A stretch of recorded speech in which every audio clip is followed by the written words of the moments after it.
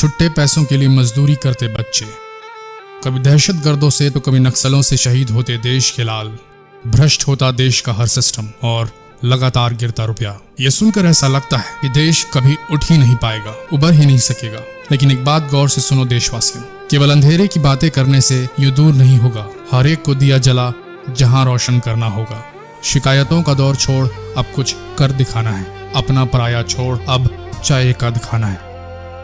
आज देश को जरूर मूलभूत सुविधाओं के लिए भी मशक्कत करनी पड़ रही है, पर उन परेशानियों से जूझते हुए भी देश बढ़ रहा है। अरे जिस देश की माटी को आजादी के दीवानों ने सींचा है वह कहाँ रुकेगी, उसे तो आगे बढ़ते ही जाना है। यकीन नहीं होता तो ये वीडियो आखिरी तक देखिए, फिर अगर एक भी डिसलाइक बटन दबा तो हम ये वीडियो डिलीट कर देंगे।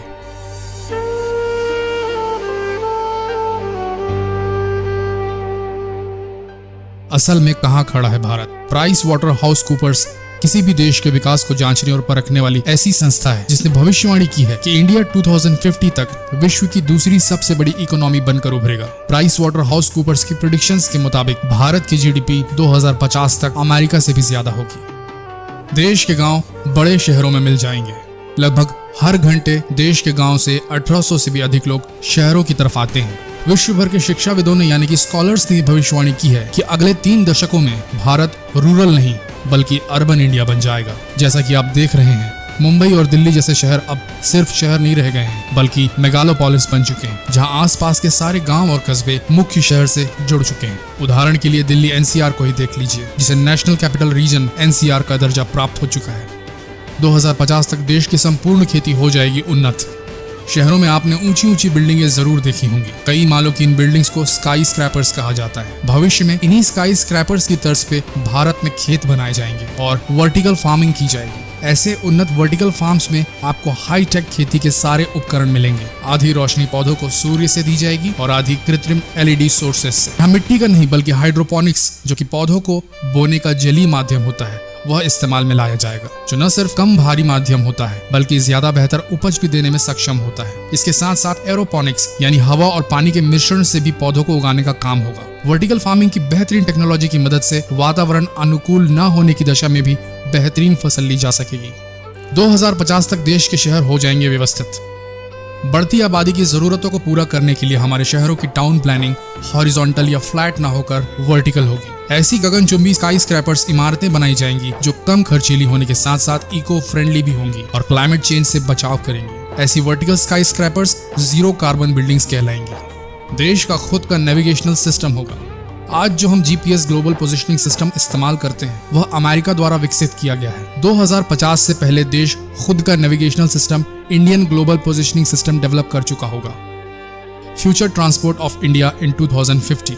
2050 तक देश का ट्रांसपोर्ट सिस्टम पूरी तरह अलग होगा। लोग इलेक्ट्रिक कार्स का ज्यादा करेंगे। साथ ही पर्सनल फ्लाइंग मशीन्स का भी देश में आगाज होगा। इलेक्ट्रिक ट्रक से लेकर वर्तमान में इस्तेमाल होने वाले ज्यादातर भारी वाहन 2050 तक इलेक्ट्रिक ऊर्जा से चलने लगेंगे और सेल्फ ड्राइविंग मैकेनिज्म से लैस होंगे, यानी कि ड्राइवर लेस ट्रांसपोर्ट। ये भी हो सकता है कि इलॉन मस्क की टेस्ला कंपनी देश की महिंद्रा एंड महिंद्रा से कोलैबोरेशन कर ले और ऐसे ही हैवी इलेक्ट्रिक व्हीकल्स का निर्माण करे। साथ ही ड्रोन्स का इस्तेमाल door to door product delivery के लिए भी आम हो जाएगा।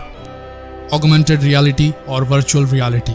ऑगमेंटेड रियलिटी और वर्चुअल रियलिटी जिसे हम आभासी वास्तविकता कहते हैं, वह अपने चरम पर होगी। किसी भी समतल जगह को स्क्रीन की तरह इस्तेमाल किया जा सकेगा। होलोग्राम्स और वर्चुअल रियलिटी होने की वजह से मोबाइल फोन्स सदा के लिए खत्म हो जाएंगे। भारत की आर्टिफिशियल इंटेलिजेंस इंडस्ट्री 2050 तक दुनिया की सबसे ताकतवर टेक्नोलॉजिकल फोर्स साबित होगी। पूरी दुनिया की सिलिकॉन वैली और आर्टिफिशियल इंटेलिजेंस डेवलपमेंट हब होगा देश के बेंगलोर शहर में, जहां नित्य नए इनोवेशंस किए जाएंगे जिस पर पूरी दुनिया निगाह टिकाए बैठी होगी। कारखानों में चीजें मैन्युफैक्चर होनी बंद हो जाएंगी बल्कि उनका उत्पादन एडवांस 3D प्रिंटिंग मशीनों से होगा। इसरो दुनिया भर की स्पेस एजेंसी में 2 नंबर पर होगा और भारत ह्यूमन स्पेस प्रोग्राम के माध्यम से कई बार मानवों को अंतरिक्ष भेज चुका होगा। 2050 में इसरो की मार्स पर पहला मैंड मिशन भेजने की तैयारी करेगा ताकि वहां के वातावरण की जानकारी प्राप्त कर कॉलोनी बसाने की ओर सोचा जाए। न्यूरालिंक, जो कि ऐसा कंप्यूटर सिस्टम होगा जिसे मानवीय तंत्रिका तंत्र यानी कि सेंट्रल नर्वस सिस्टम से अटैच किया जा सकेगा, भारत में उपलब्ध होगा। ऐसे कंप्यूटर का ऑपरेशन मात्र मानव मस्तिष्क के सोचने से संभव होगा। भारत देश के हर वासी की औसत आयु बढ़ जाएगी, जो कि देश की मेडिकल साइंस में तरक्की की वजह से संभव होगा। सेबी और गवर्नमेंट क्रिप्टो करेंसी को लीगलाइज कर देगी, यानी अनुमति दे देगी, ताकि क्रिप्टो करेंसी से वर्चुअल कमोडिटीज खरीदी जा सके। भारत विश्व का तीसरा सबसे अमीर देश होगा और आबादी के मामले में विश्व में नंबर 1 पर होगा। आबादी कंट्रोल करने के लिए संभव है तब 2 बच्चों से अधिक की अनुमति परिवारों को ना हो।